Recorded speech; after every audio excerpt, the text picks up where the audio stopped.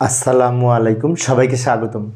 প্রিয় শিক্ষার্থী বন্ধুরা, আজকে আমি এই যে আইসিটি বিষয়ের আমরা যখন লজিক ফাংশন থেকে লজিক গেট অঙ্কন করি, তখন এই ধরনের যদি লজিক ফাংশন থাকে, এটা থেকে লজিক গেট কীভাবে অঙ্কন করবো তা না অনেক সহজ। কিন্তু লক্ষ্য করি, প্রথমে আমাদের দেখতে হবে ইনপুট কী কী আছে। এখানে ইনপুট আছে এ আর বি নট আছে, সি আর ডি নট আছে। এখন এখানে যোগও আছে আবার গুণও আছে। নিয়ম অনুযায়ী এই গুণের কাজটা আগে করব, তারপরে যে ফলাফল পাবো তার সাথে এ নট আর বি নট আর এই তিনটা মিলিয়ে একত্রে আবার যোগ করব। যোগ করে মানে কি অর গেট অঙ্কন করব। যাই সমাধানের চেষ্টা করি। তো আমরা মূলত বাম দিক থেকে শুরু করব। এই যে এ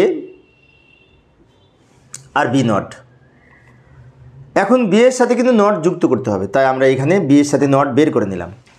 অর্থাৎ এই লাইনটা হচ্ছে এ, কিন্তু বি এর উপরে যেহেতু নট আছে তাই বির সাথে এখানে নট যুক্ত করে এখানে আমরা নট গেট পেলাম।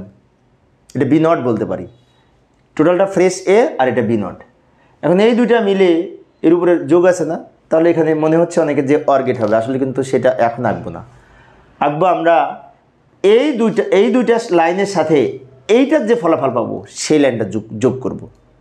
এখন আমরা নিচে এই দুইটা মিলে সি আর ডি নট মিলে একটা গুণ করে অ্যান্ড গেট তৈরি করব।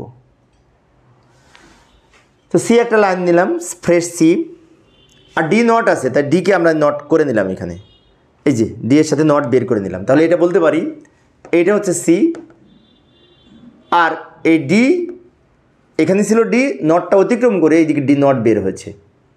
এখন সি আর ডি নট মিলে কি হয়েছে? গুণ হয়েছে, গুণ। তার মানে কি অ্যান্ড গেট হবে। এই যে লাইনটা বের হলো এটা হচ্ছে সি ডি নট। ভালো করে লক্ষ্য করি, এর ফলাফল এইটা, বি নটের ফলাফল এইটা, সি আর ডি নট দুইটা গুণ করে তার ফলাফল এইটা। এখন এই তিনটা লাইন, এই লাইনের এই লাইন এই লাইন, এই তিনটা মিলে আমরা যোগ করব। এখন যোগ করার জন্য অর গেট, তাহলে আমি যদি এখানে একটা অর গেট অঙ্কন করি তাহলে দেখতে একটু খারাপ লাগবে। সেজন্য আমরা কি করব, এটা একটু উপরে নিয়ে আমরা তিনটা লাইন কাছাকাছি করে নিলাম। এবার এই তিনটা লাইন মিলে কি করব, এই যে যোগ হয়েছে, যোগ করব, তার জন্য অর গেট। এখন যোগের উপরে আবার কিন্তু নট আছে, নট, এই টোটাল নটটা কিন্তু এইখানে যুক্ত হবে। এইখানে এই নট যুক্ত করলে টোটালের উপরে নট পড়বে।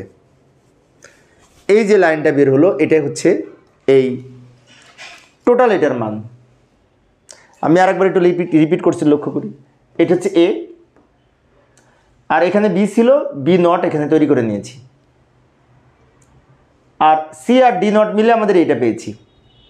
সবার শেষে এর মান, বি নটের মান, সি আর ডি নট মিলে গুণ করে যে মান পেয়েছি সেইটা, তিনটা মিলে একসাথে যোগ করব। যোগের জন্য অর গেট, যোগের উপরে আবার যেহেতু পূরক আছে তাই এখানে নট গেট যুক্ত করেছি। তো এইভাবে আমরা লজিক গেট অঙ্কন করতে পারি। তো প্রিয় শিক্ষার্থী বন্ধুরা, এই ছিল আমার আজকের আলোচনার বিষয়। আমি শিক্ষার্থীদের অনুরোধে অল্প অল্প করে আলোচনা করি যাতে শিক্ষার্থীরা বোরিং ফিল না করে। পরের ক্লাসটি দেখার আমন্ত্রণ রইল। খোদা হাফেজ।